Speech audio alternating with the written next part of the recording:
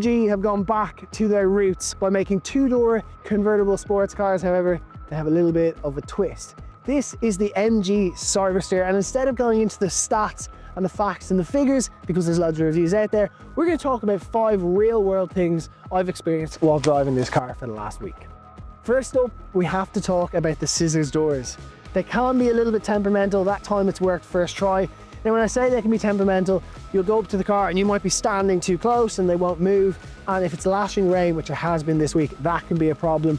It's a shame they're not hydraulic. However, they do look really cool. And if you want to attract attention, they are certainly a go-to feature. The other cool thing about them is a lot of sports cars have really long doors, which makes finding a good parking spot very difficult. This in the MG Cyberster is a lot easier. Number 2 is to do with the boot, and I have to say this angle right here is my favorite. The rear of this car is absolutely gorgeous. Now you would assume that the boot is tiny because it's a two-door sports convertible. However, it is pretty practical. You can put your shopping in there. Whatever you need will actually fit within reason, and it's not compromised by putting the roof down, which actually just makes a real big difference in the real world. Number 3 is to do with the roof. We live in Ireland. It can start raining at the drop of a hat, and to be able to do this electronically this quickly at a set of traffic lights makes a massive, massive difference. That is real world golden features.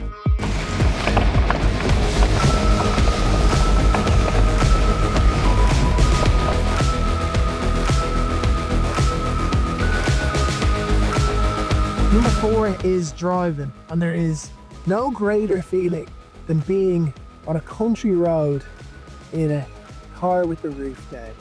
And I have to say, to drive as an enthusiast, despite it being electric, it's actually quite fun. This is the rear-wheel drive version, and sometimes you get a little bit of play in the rear. However, I'd actually advise spending a little bit more money and getting the dual motor. That thing is insanely quick and crazy capable.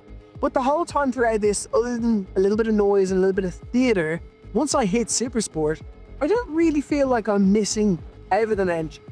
However, it kind of looks like it's gonna rain, so let's just quickly pull in, put up this very quick roof, and talk about what it's like to drive in the real world, in the rain, in Ireland.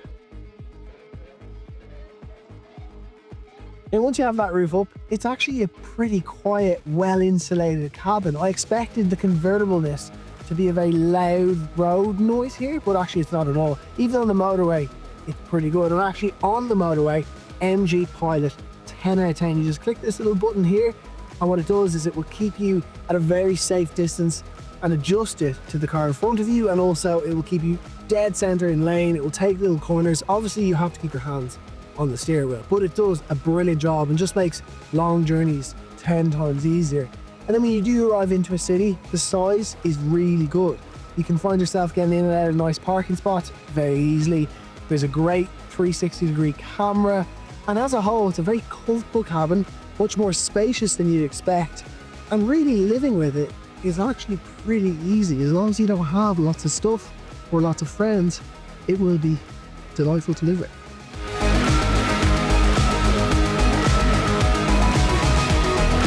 And last but not least is to do with actually the space in here. It is really spacious. It feels much bigger as a car than the likes of an MX-5. And the fit in here is lovely. You're covered in screens. In fact, we've essentially got 4 screens. Here you can set up your Apple CarPlay. It is wired. Only in the new MG S5 now is it going to be wireless. Then you've got your speedo here and a little bit more information there.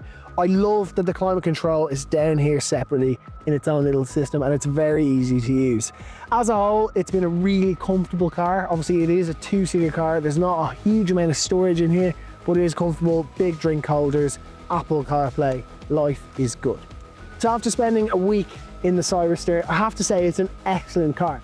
It is probably a second car or a midlife crisis car, or maybe just a car for someone with no kids or dog that wants something a little bit fun. And if you do want a cabriolet that's fully electric, it is essentially your only option. In fact, if you want a cabriolet full stop, it's one of your only options with an MX-5, a BMW Z4, and maybe a Porsche Boxster. I know there's some Mercedes in there, but they're a lot bigger. Now, I will say range more than enough for the real world. The dual motor one is probably the one to go for. You get all that power and it's only about 5,000 or 6,000 euros more, which is incredible value. And overall, it's been a joy. The doors, I probably would prefer them to be on a hydraulic system, but other than that, I have to say MG have done a phenomenal job. Thank you so much for watching. If you'd like to search for electric cars from the MG brand for sale, you can hit the link up there, and we will see you in the next one.